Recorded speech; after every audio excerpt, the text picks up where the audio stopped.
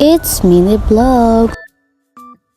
For today's video ay magsisipag-sipagan tayo. Kita nyo naman, naglilinis ako, paypatali pa ng buhok, diba? Nagwalis eme-eme nga ako dyan, tapos inano ko na rin yung mga nilabahan. Tinupe, tupe.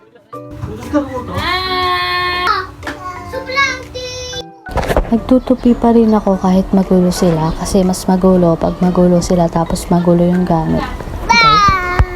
Dito sa vlog.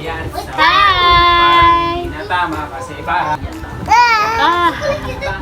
Pagtapos ko nga magtupi ay naganda-gandahan ako kasi pinabili kami ng kapatid ko ng ulam. Gusto daw nila ng crabs, kaya ayan, bumili kami.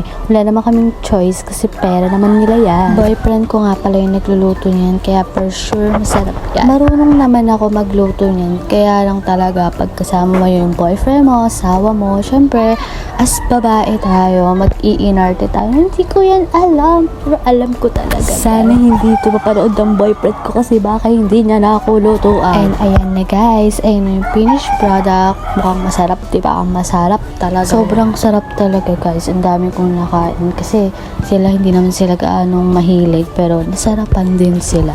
Ayan lang guys, sa mini vlog ko. Thank you for watching. Sana nagustuhan nyo. Bye bye!